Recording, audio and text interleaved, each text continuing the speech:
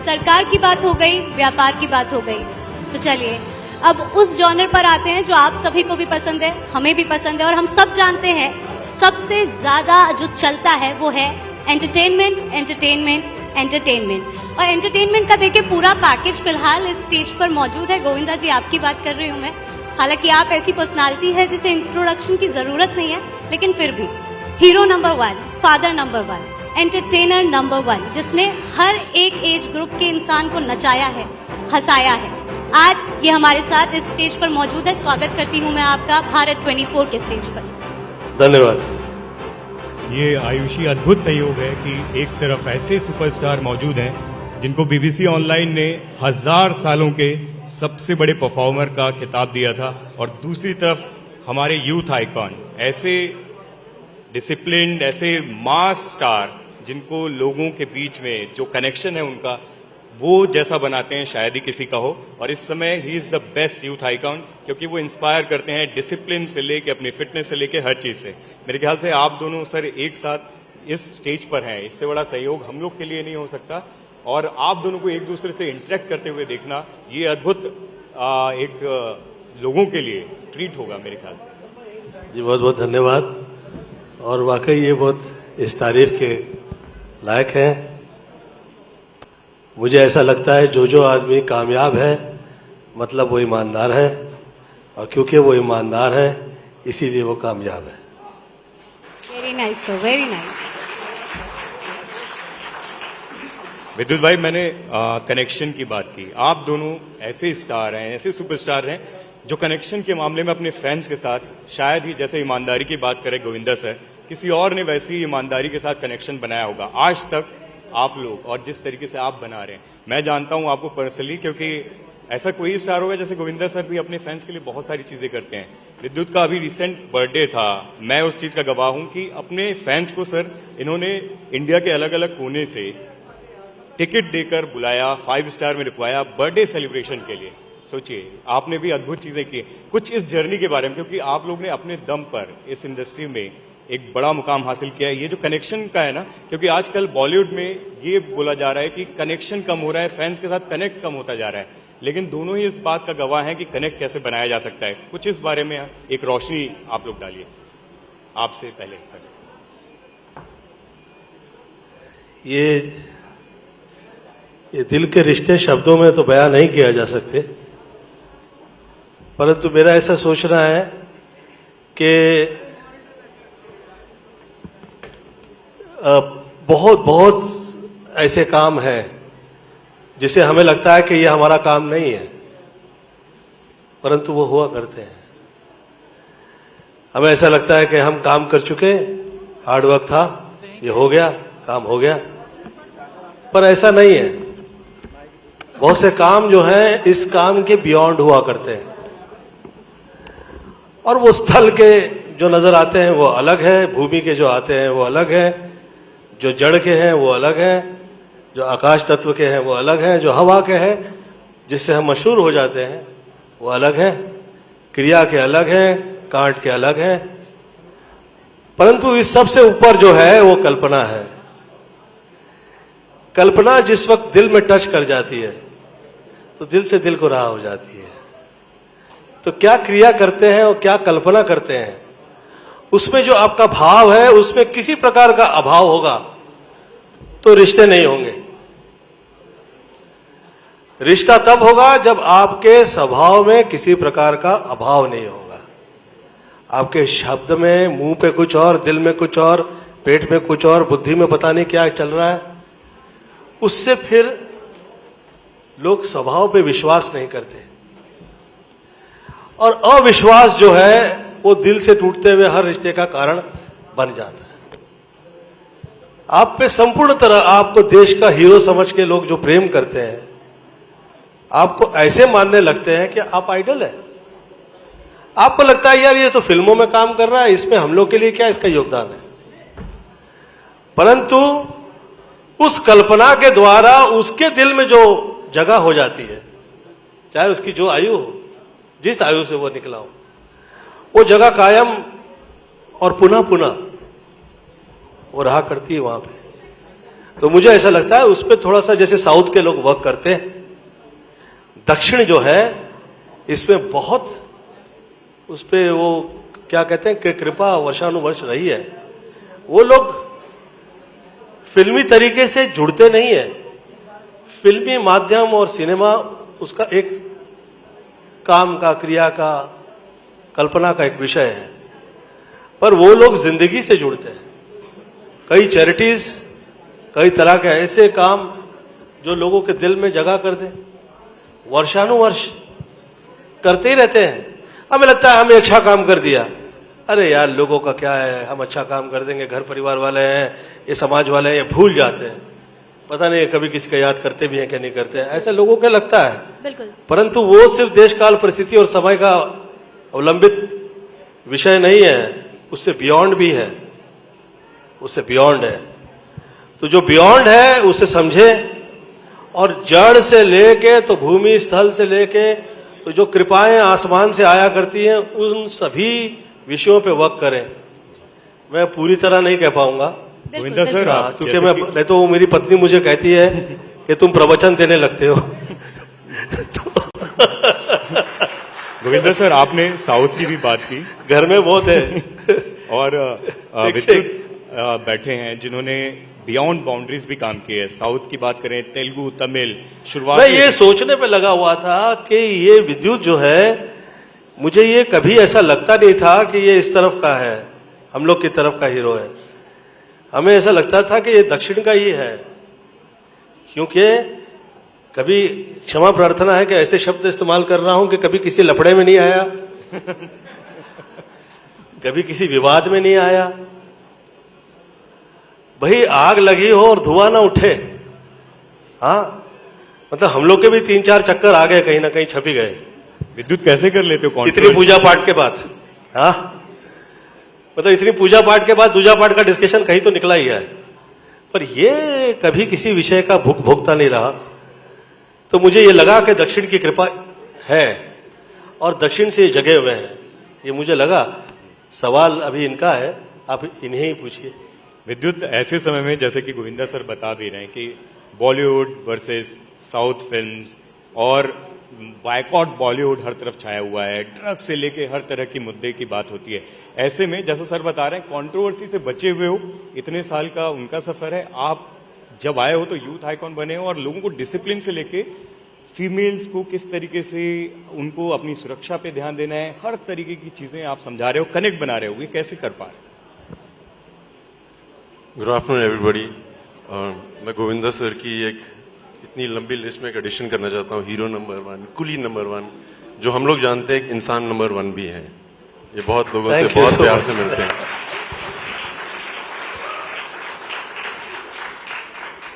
Ashish sir, about fans, मेरे father army में थे और मेरी परवरिश बहुत छोटे छोटे शहरों में हुई है। हम लोग जब बाहर जाते थे पार्टी तो अपने दोस्तों के कपड़े पहनते थे। कभी किसी दोस्त को घुमाने ले जाना होता था तो हम अपने दोस्त की बाइक ले लेते थे और लड़की को बोलते थे मेरी है। तो इस तरह से हम लोग बड़े हुए हैं। सो जब थोड़ी कामयाबी हासिल हुई और मैंने रियलाइज किया कि ये भी अपने ही दोस्त हैं जिन्होंने इतने जो फैंस हैं और जो हमारी मदद करते हैं सिनेमा देखने की, सो मैंने रियलाइज किया कि क्यों नहीं इनके साथ वो सब शेयर किया जाए जो हमारे पास है। सो जो आप बोल रहे थे, एक छोटा सा तरीका था उनको अपने बर्थडे पे बुलाने के लिए या किसी को अपनी गाड़ी देना, ये सब आई थिंक एक नॉर्मल चीज़ है जो लोग बहुत बड़ा कह देते हैं। उसके अलावा जो आप साउथ की बात कर रहे हैं, जैसे मैंने कहा मेरे फादर इंडियन आर्मी में थे। सो जब वो कश्मीर में पोस्टेड होते हैं तो वो ये नहीं सोचते हैं कि ये चेन्नई रेजिमेंट का है या बिहार रेजिमेंट का है। हमारे लिए साउथ, ईस्ट, वेस्ट, नॉर्थ सब एक है।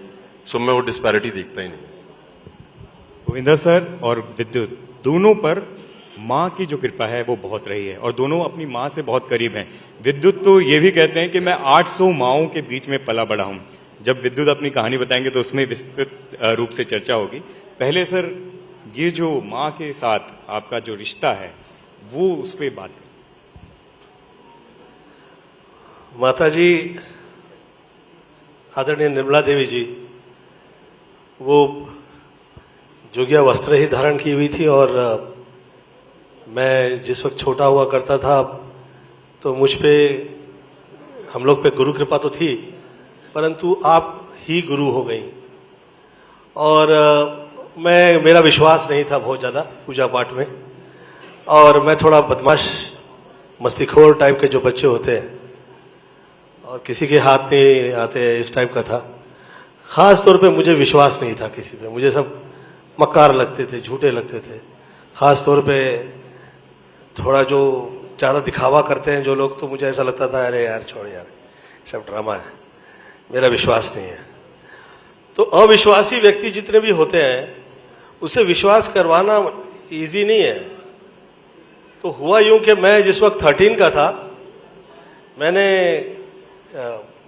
आई डिड सम मिस्टेक, तो उसकी जो मुझे शिक्षा मिली ना, उसमें मुझे मेरी माता जी आदरणीय निर्मला देवी जी ने मुझे एक आसन लाकर दिया और एक माला लाकर दी।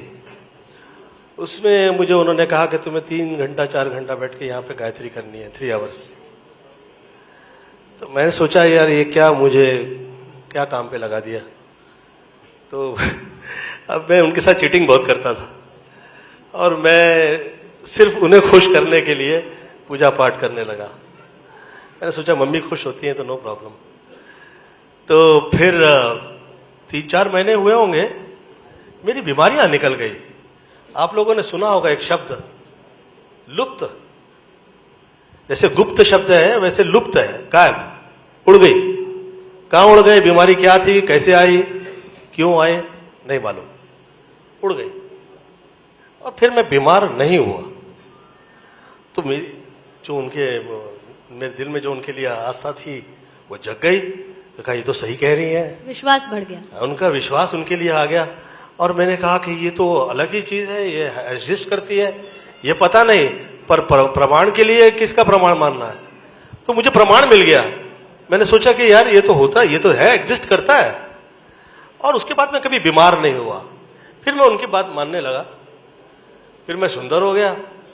फिर मैं सुंदर हो गया तो मुझे आते जाते लोग कहे कि यार ये तो हीरो हो सकता है। तो कहा तो मुझ पे लोग दया वया करते थे, हाय हाय बच्चा देख यार ये कहीं बेहोश ना हो जाए, अरे वो देखना साइकिल से गिर के किधर पड़ा हुआ है, हाय हाय वो नाले के उससे इस तरफ ले लेना, उसको बेचारा गिरा हुआ है। ये इन विषयों से मैं बहुत इरिटेट हो गया था। तो कहा तो मैं बहुत बेचारा बना हुआ था और कहा तो मैं हीरो हो गया, हीरो नंबर। और फिर हाँ, वो ये कृपा के वजह से हुआ, मैं जरा भी उसका क्रेडिट नहीं लूंगा। माता माता ही व सर्वत्र मात्र देव भव, जो हम लोगों की जो ये कल्पना है हम लोगों के देश की, वो सत्य है। जो जहां जाइए, जिस शक्ति की तरफ देखने के लिए आप जाएंगे, आपकी इच्छा भी शक्ति, आप कहें कि भाई मैंने काम किया, मेरे काम की वजह से मैं टॉप पे आया, मैं बहुत कमाल हूं। अरे भाई तू काम तो तब कर पाया जब तू घर से बाहर आया जी। और घर से बाहर तो तब आया जिस बिस्तर से उठ पाया ना। तो ये जितने लोग बिस्तर पे पड़े, क्या ह्यूमन बीइंग नहीं है? They are all human being ना। परंतु आपके मन में जो आपकी इच्छा प्रकट करने वाली से लेकर तो क्रिया करवाने वाली से लेके तो आपको मंच प्रदान करती है वो, तो उसके बाद आपको इतना नाम इज्जत सम्मान देने वाली, वो सब कृपाएं है। वो माता माता ही वो सर्वत्र है, सब कुछ माँ है, बिल्कुल सब है, हर जगह है। आपने एक बार जोरदार तालियां। तो मैं 1 माह से निकला हूँ जी और यहाँ पे पहुंचा, ऊपर वाले माता की कृपा है, धन्यवाद। बिल्कुल आपका। बिल्कुल विद्युत, मैं आपकी स्टोरी जानना चाहूंगी। जिस तरह से आशीष ने अभी बताया, आप 800 माओं के बीच में पले बड़े हो, ये अपने आप ऐसे सुनने में काफी इंटरेस्टिंग लगता है। नहीं, उसके अलावा मैं ये कंटिन्यू करना चाहता हूँ जो गोविंदा सर कह रहे हैं, माँ से बड़ी कोई चीज नहीं है, और वो अलग अलग रूप में भी आती है, बहन भी होती है, क्योंकि जब आपकी बड़ी बहन होती है वो भी एक माँ का रूप होती है। बट माँ बहुत अमेजिंग होती है, जितनी लड़कियां होंगी जानती होंगी, वो जिस तरह से अपने बच्चे को प्यार करती हैं, मुझे लगता नहीं कोई इंसान वैसे कर सकता है। सबसे पहले वो गलतफहमी डाल देती हैं, मुझ में तो डाली थी कि तुम बहुत अच्छे दिखते हो, तुम सबसे फिट हो, तुम में ये खासियत है, तुम में वो है, तो मुझे लगने लगा ऐसा है। विद्युत गलतफहमी नहीं है, और ये गलतफहमी नहीं है, आप वाकई अच्छे लगे। नहीं मगर माएँ डालती हैं कि अरे, मैं साउथ में बहुत छोटे छोटे रोल करता था, हिंदी फिल्म में आने से पहले मैं इतने छोटे रोल करता था कि सिर्फ एक मेरी माँ होती थी और मुझे दिखता था कि अरे वो रे तुम, और किसी को नहीं दिखता था। सो वो एक माँ ही होती है और उससे बड़ा कुछ होता नहीं है। और पहले जो आपकी माँ आपको बताती है, उसके बाद आपके दोस्त बोलने लग जाते हैं, फिर दुनिया बोलती है। So I think mothers are the most important people. और विद्युत, आप जिस तरीके से मैंने देखा है, सर भी उसमें हैं शामिल, महिलाओं से पेश आते हैं, जैसे कि हम बात कर रहे थे सेल्फ डिफेंस की, आप उस पर बहुत ज्यादा प्रोग्रेसिव होके बोलते हैं, औरतों के लिए किस तरीके से, न सिर्फ आप वो फिलैंथ्रोपी और बाकी चीजें तो साइड में है, लेकिन उनको कैसे स्वावलंबी बनाना है, अपनी सुरक्षा खुद कैसे करना है, डिसिप्लिन से लेके हर चीज पे आप बहुत ध्यान रखते हो। कुछ उस पे बताइए, क्योंकि यहाँ बहुत सारे यंग लोग हैं, लड़कियां हैं, आपकी फैंस भी हैं, और वो जो फिटनेस को लेकर भी बहुत सारे लोग हैं, उसके मिथ्स भी बहुत सारे हैं, तो आपसे अच्छा कौन बता पाएगा? नहीं तो क्या बोलना क्या है? बोलना ये है कि एक तो वो फिटनेस के बारे में Fitness। कि सेल्फ डिफेंस के बारे में? हाँ, दोनों चीजों के बारे में। ये तो बहुत लंबा टॉपिक है, बट मैं फिटनेस को थोड़ा छोटा कर देता हूँ कि अगर आपके दोस्त आपको बोलते हैं कि लड़कियों की बात कर रहा हूँ कि अरे आप पतली लग रही हैं, तो उसको कॉम्प्लीमेंट ना समझें। अब जैसी भी हैं परफेक्ट हैं, मैं थक गया हूँ लोगों को बोल बोल के कि ये कॉम्प्लीमेंट नहीं है। जरूरी नहीं है कि पतले ही खूबसूरत हों। अगर आप में एक ग्लो है और वो किसी भी रूप में है, I think that's amazing. And हर आदमी को, I think men should respect women. जरूरी नहीं है कि उनको ये कॉम्प्लीमेंट दिया जाए। एंड सेल्फ डिफेंस मतलब ऐसे बैठ के तो मुश्किल है, बट मैं लड़कियों को ये बोलना चाहूंगा कि आप में एक खासियत है जो हम मर्दों में नहीं है, और उसे एक इंस्टिंक्ट बोलते हैं, वो एक सेंस है जो हम आदमियों में बिल्कुल भी नहीं है। जैसे अगर मैं किसी आदमी को मिलता हूँ पहली बार और मैं जोर की गले मिल लूंगा, हाँ भाई आई लव यू, बट लड़कियों के साथ एक थोड़ा अलग है। अगर कोई आपको छूता है, ऐसे करके हाथ रखता है या गले मिलता है, लड़कियों को इंस्टिंक्टिवली पता लग जाता है कि किस तरह का टच है। ये आदमियों में नहीं होता है, मानते हैं ना सर? लड़कों को कोई फर्क नहीं पड़ता है, पर लड़कियां बहुत सेंसिटिव होती हैं। और मैं सेल्फ डिफेंस की ये पहला एक मुझे लगता है कि बहुत इंपॉर्टेंट है कि अगर आपकी इंस्टिंक्ट बोलती है कि इस गली में नहीं जाना है या इस इंसान से आपको अच्छी वाइब नहीं आ रही है, सो वो इंस्टिंक्ट सबसे बड़ी सेल्फ डिफेंस की इंस्टिंक्ट है। To start with you should listen to that instinct, और वो लड़कियों में है जो हमें नहीं। बिल्कुल सही कहा। मैं थोड़ा सा, क्योंकि बहुत सारे पंजाबी मैंने देखे यहाँ पे आए हुए हैं, तो मैं उन सभी के लिए कहना चाहूंगा कि सब जरूरी है। ऐसी एक भी चीज नहीं है जो जरूरी नहीं है, सब जरूरी है। एक ही चीज है जो ज्यादा जरूरी है कि आप ये समझें कि हमें जो वेस्ट लगता है वो भी वेस्ट नहीं है। हमें ऐसा लगता है कि ये वेस्ट है।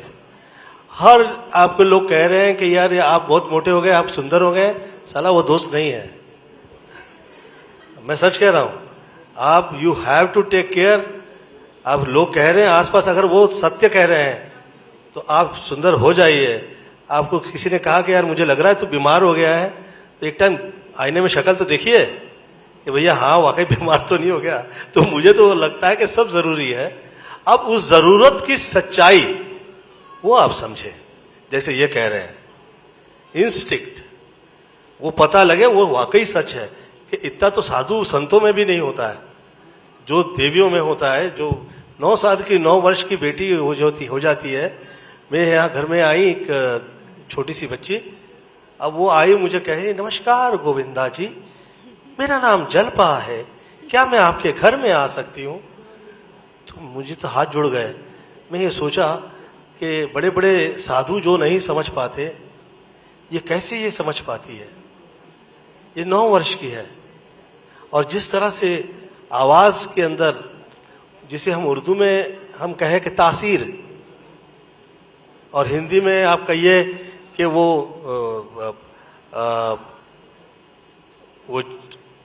जागृतता, ऐसे सहजता से नहीं आती है।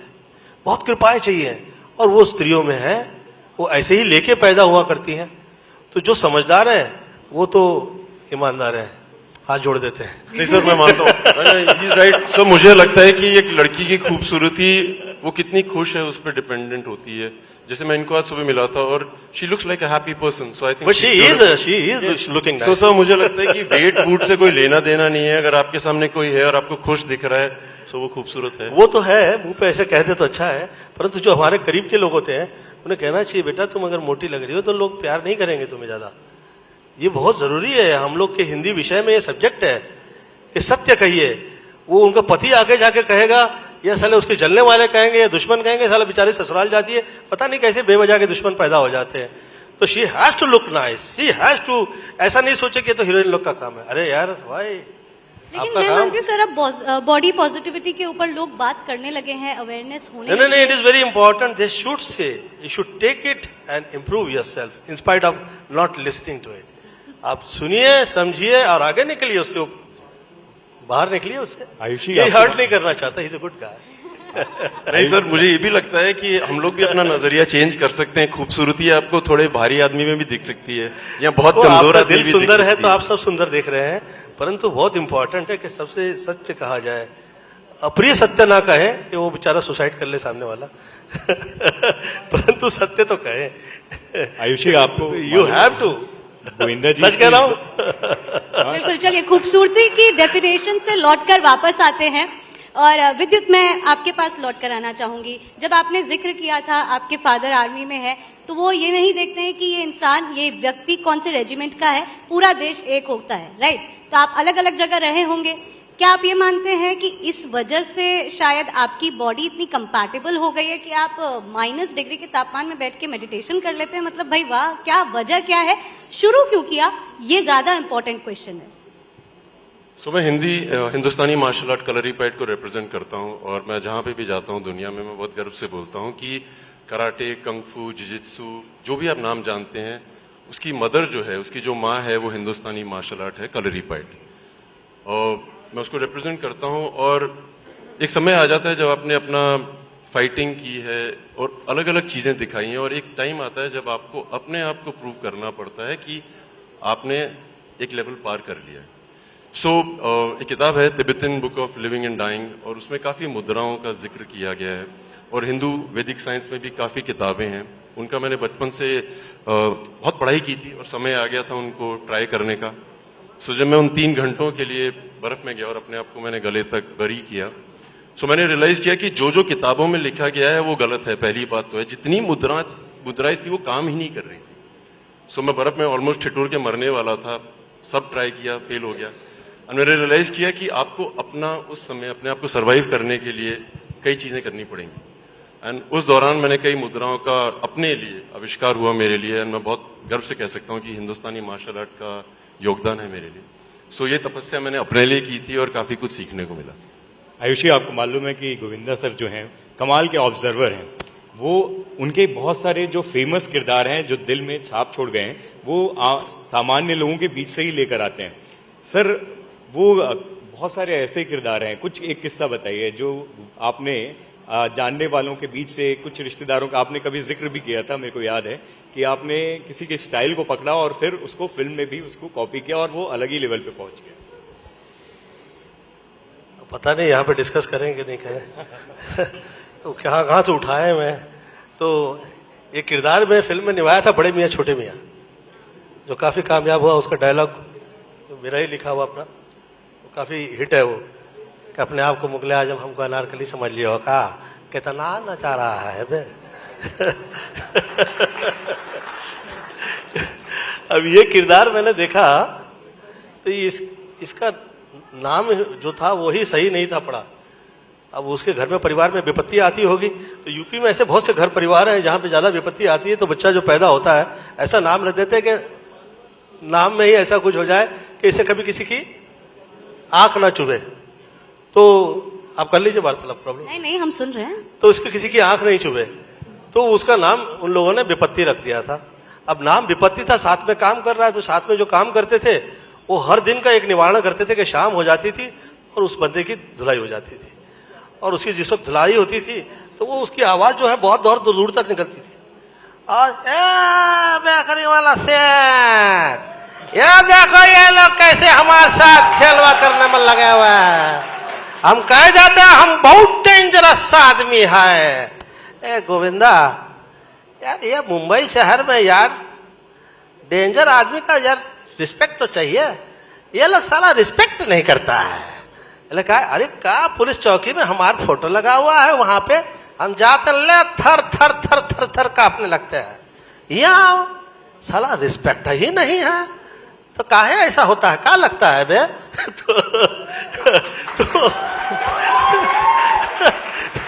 तो मुझे वो थोड़ा ऐसा लगा कि ये थोड़ा सा अलग है, और ये बेचारा पता नहीं से ये बिक गया. मतलब कैसे बिक गया? मैं कहा किसी दिन मैं इसका रोल फिल्म में कर दूंगा। तो वो याद रह गया था। जब आदरणीय अमिताभ बच्चन जी के साथ काम किया तो अभिजीत जी की आवाज बहुत बहुत भारी आवाज है और ऐसा लगता है कि बहुत ये कमाल के और है वो। और ऐसे में उनके समक्ष मैं आ गया तो मैंने सोचा यार मैं हीरोइज्म अमिताभ बच्चन जी के सामने क्या दिखाऊंगा? अच्छे हीरो भी हीरो नहीं लगते वो व्यक्ति के सामने, तो क्या करें? तो मैं कहा ऐसा एक आदमी, आम आदमी से उठाएंगे जो बहुत ही बेचारा गिरा हुआ हो और किधर किधर गिरा पड़ा हो, ऐसा लगे कि यार ये कहाँ से हीरो। तो मैंने सोचा कि यही आम आदमी का जो है रोल निभाऊंगा और वो कामयाब हो गया। तो वो लोगों के भूलता नहीं है। विद्युत भाई, आखिर में आयुषी मुझसे बड़े डर के पूछ रही थी कि अगर सेल्फ डिफेंस की बात आ रही हो, कोई ऐसा स्टन जो इनको अभी आप बता सकते हो जो इनके सेल्फ डिफेंस के लिए लाइफ टाइम काम आए। मेरा नंबर रख लीजिए, जब भी दिक्कत आएगी मैं आ जाऊंगा।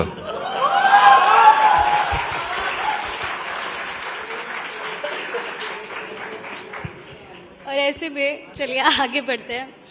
गोविंदा जी, मैं आपसे बात करना चाहूंगी। मैं पहले आशीष से भी जिक्र कर रही थी कि ऐसा बहुत रेयरली होता है नहीं कि दो अलग अलग जनरेशन के सुपरस्टार्स एक साथ एक स्टेज पर हमें मिल जाएं, लेकिन ऐसा मौका आज है, हम सबके लिए है।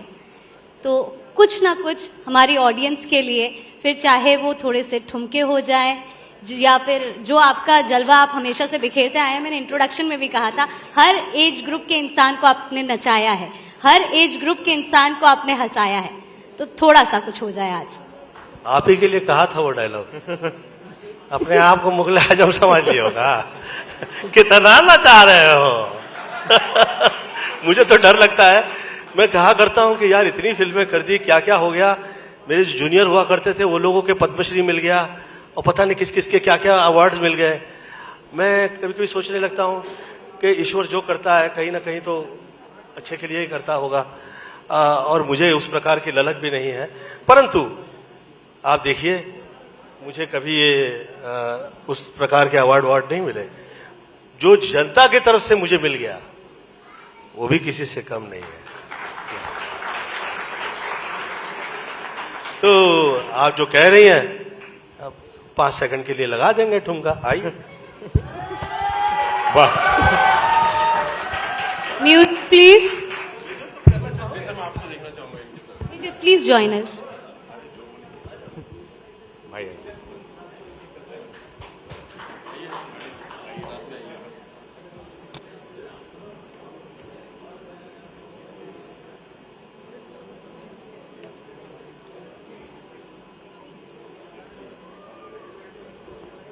मुझे लगता है ये लोग उस विषय के लिए तैयार नहीं थे। आइए आइए, नेक्स्ट टाइम एट लास्ट, क्योंकि विद्युत भी काफी, जब हमारी बात होती है विद्युत, 5 सेकंड के लिए नेक्स्ट टाइम नहीं कहा, डांस के लिए कहा। डांस के लिए नेक्स्ट टाइम।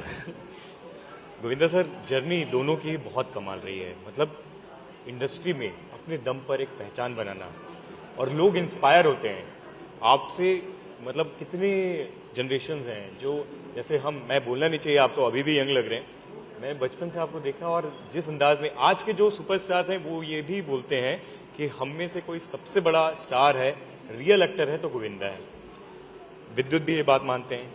विद्युत के लिए मैं बोलता हूं कि वो जिस तरीके से इंस्पायर करते हैं, जैसे कि मैं बार बार वो मास एक्टर, मास स्टार इनको बोलता हूं, वो कनेक्शन की बात करता हूं। ये जो जर्नी है आप लोगों की अपने दम पर, क्योंकि आज बॉलीवुड में जो जाना चाहते हैं बहुत मुश्किल है। आपने देखा कि बायकॉट बॉलीवुड और ये सब चीजें चल रही हैं। कुछ इस जर्नी के बारे में बताइए। और जो बाहर से लोग जब बॉलीवुड में जाएं, उनको ये जो डर है इस इंडस्ट्री में जाने के लिए, और जो बायकॉट और ये सब चीजें चल रही हैं, इसके बारे में आप क्या रोशनी डालना चाहेंगे? रास्ते में कांटे होंगे या कंकर होंगे या पत्थर होंगे, ये विषय देख के आप रास्ते पे चलेंगे नहीं तो आप आपकी मंजिल पे कैसे पहुंचेंगे। सोचने का विषय है कि चलना जरूरी है। अब चलने के लिए ये बहुत महत्वपूर्ण है कि आपने क्या दिशा तय की, उस दिशा से आपकी दशा तय हो जाएगी। जिस दिशा की तरफ निकलेंगे, जो प्रेरणा मिलेगी और चलना शुरू करेंगे, वो तय हो जाएगा कि इस दिशा में निकले हैं तो इसी दिशा में आपको बढ़ना है। वो वीनस, अर्थात वीनस ये शब्द हमारा नहीं, शुक्र है। शुक्र दैविक व्यवस्था है। आप जिस वक्त उसमें निकलते हैं वो तो मात्र व्यवस्था है, इससे डर के तो मतलब ही नहीं भैया। ये देवियों की है, कृपाओं की है, माताओं की है। और कई देवियां माताएं बहुत आशीर्वाद देने के बाद किसी को यूं जमीन से उछाल के आसमान में चंद्रमा के बगल सितारे की तरह उसकी जगह हो जाती है। अब जिसे चंद्रमा के बगल में जगह मिल जाए वो डरे, ये तो शोभा नहीं देता। आप समझ रहे हैं? मेरा ऐसा सोचना है कि भय पहले निकालिए। भय तो चाहिए, तो बहुत ज्यादा डर लगता है तो सबसे ज्यादा डरिए आपके जो घर में चारपाई है। बहुत ज्यादा मृत्यु जो हो जाते हैं वो चारपाई में होते हैं और घर में ही होते हैं। जी। क्या हम घर से डरते हैं? हम आगे निकलते हैं। हम, ये दैविक कृपा है और शुक्र व्यवस्था जो है, ये हम हिंदुस्तानी, हम इस देश के जो लोग हैं, ये हम लोगों की कल्पना है। पहले ये समझें आप, इस कल्पना से आप जुड़िए और मातृ शक्तियों का पूरे विश्व के अंदर जो हम लोगों ने वर्षानुवर्ष मेहनत करके जो एक घर परिवार तैयार किया है, आप उसका आनंद लीजिए। किसी एक तरफ नहीं देखिए, किसी व्यक्ति विशेष की तरफ नहीं देखिए। मेरा ऐसा सोचना है कि बद से बदनाम जी। के लिए लोग जो सब्जेक्ट जो कहते हैं, तो ये कहां से आया, ये विषय कहां से आया? पहले तो ये समझना है कि ये एक्शन है कि ये रिएक्शन है। बिल्कुल। मुझे लगता है ये एक्शन नहीं है, ये रिएक्शन है। ये रिएक्शन है। रिएक्शन कब होता है? जब जिस कोई वक्त कहीं कोई एक्शन घट जाता है। बिल्कुल। तो आपको ये सत्य से अवगत करवाना बहुत आवश्यक है जी। कि भैया, देश काल परिस्थिति, जीवन मृत्यु, ये किसी के हाथ में नहीं है। बिल्कुल जी, बिल्कुल गोविंदा मुझे जी। ऐसा लगता ही नहीं है कि इतना सक्षम व्यक्ति इस देश में या वर्ल्ड में कहीं पैदा हुआ है। तो देश काल परिस्थिति या किसी व्यक्ति के अगर आ गया है, भगवान ना करे, तो उस पर थोप दे या किसी के उतार दे। अगर उतार दे और थोप दे ऐसा करेगा तो फिर वो शुक्र व्यवस्था का नहीं है। बिल्कुल। Thank you so much Govinda ji. एक round of applause Govinda ji के लिए, विद्युत जी के लिए।